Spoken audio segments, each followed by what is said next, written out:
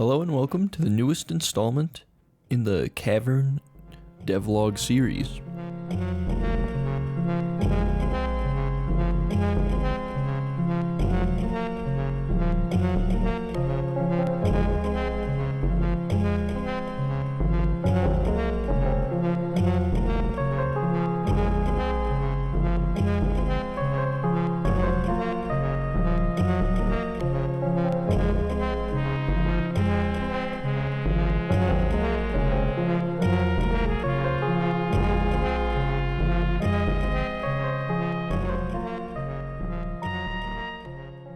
I've spent about 6.5 months working on this game, and I think it's really coming together.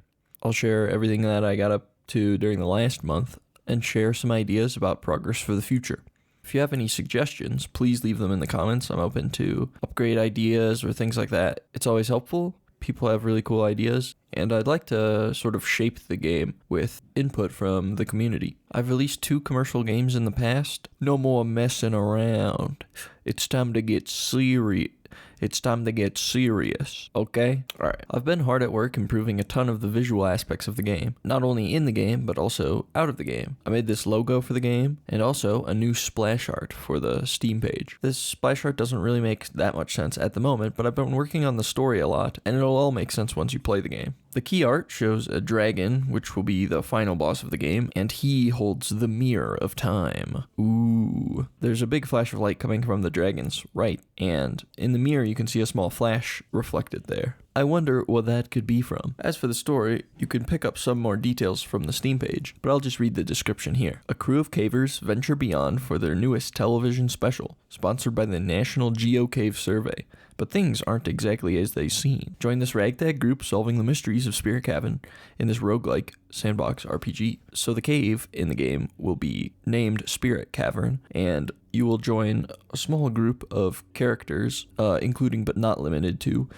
Guardo Pans, the caver extraordinaire explorer man, Camera Kid, the young and inept cameraman for their excursion, Shannon, the lead data scientist on the trip, the core playable characters, a robot, a knight, and an archer.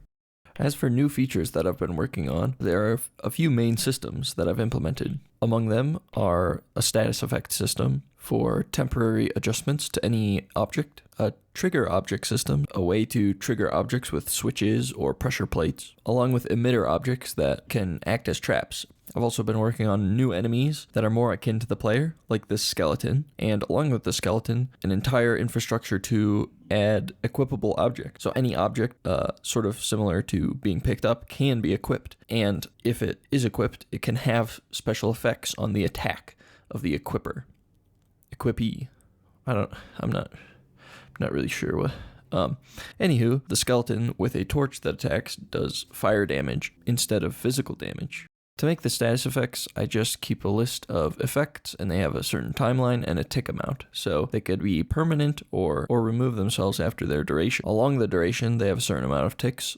For example, this burn effect ticks a couple times, and it'll probably scale with the difficulty of the game, or with how deep you are in the cave. That way, when you have 3 health, it won't always kill you, and when you have a bunch of health later, it can do substantial damage. I made a new upgrade called Flight, which temporarily increases your move speed after being hit. There will also eventually be an upgrade called Fight, which increases your damage after being hit. But this one was just a test. I think it works pretty well, and I made all these little icons above the health bar for the sort of general stat changes, along with the status indicator itself. The status indicator tells you a description of the status effect, and the things above the health bar just for a quick and easy explanation of what's happening. When you walk through cobwebs, you get the same effect, but slowed down.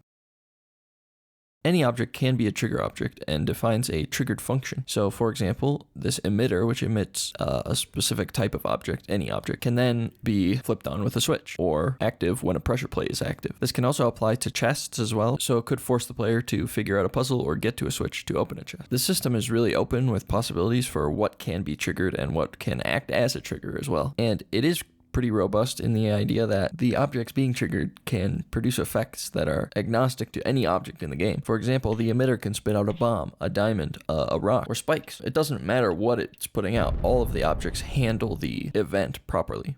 Skeleton.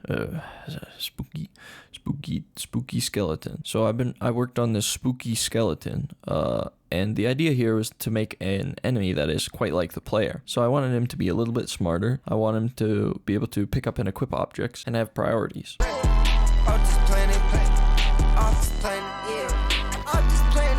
The main equipping system was the biggest improvement to the current structure of the game and allows any object that can be equipped to be equipped. If an enemy can equip an object, it will digest the properties of that object and put it into its attack hitbox, meaning increased range, different damage types, different damage amounts, different knockbacks, all of those things. The skeleton itself uses pathing, but also has a couple of added things built in. The small formation just paths to the target, sort of mindlessly. The skeleton will prioritize other things, get bored of objects, and even size up its opponent by taking measured steps and hesitating along the path to the target. This makes him feel a lot more alive and more interesting to deal with. Another important thing I wanted to test with the skeleton is giving other objects upgrades. So any object can technically get an upgrade, but the skeleton can actually display it. Since he has 2 legs, he can wear the boots. These are also anomalies that will just happen in the course of the game as well. I might make a thing where enemies with a specific upgrade have an extremely small chance to drop that upgrade or something of that nature, just to keep it balanced. I'm trying to keep these videos quite short. There's a lot of work that goes into all of this, but hopefully you can sort of see all the work that goes into this kind of thing in the demo. I'm trying to release a demo in early June for the Steam Next Fest, and I'm hoping the game will be in a much more complete content stage when it comes to the first level. That means I need to make the new boss, new enemy types, bunch of new items, and main menus and things like that. Another thing to get the demo ready is to make a level editor. I've started progress on the level editor, and I think it's coming along well, but basically I need to be able to make all those connections for those trigger objects that I want. I can also spawn skeletons with specific weapons or make chests with specific lock types. A lot of the possibilities open up when you can actually make things in the level editor. Another reason I'm making the level editor is that so eventually people will be able to make their own dungeons and share them online. So you'll be able to give other people challenges that you've sort of handcrafted. I think that would be really interesting as well. I don't really know a ton about actually supporting mods, but I'd like to have the game open to being modded, and so people will be able to make their own characters and upgrades and all those sorts of things. If you like how the game is looking, please throw me a wishlist on Steam. I've been working on it for a while, and the wishlists really help gauge interest. I know the splash art is a little bit creepy or whatever, but just trust me. Just trust me, bro. I also was working on my friend Calvin's game, doing the art, and he's released a version of it on iOS for free. So please go check it out. It's a super fun game to play, give him feedback and all that. He's in the Discord as well, so you can hit him up there if you have any questions or comments for him about his game. Yeah, I hope you enjoyed the video. Stick around for more videos soon, and have a good one.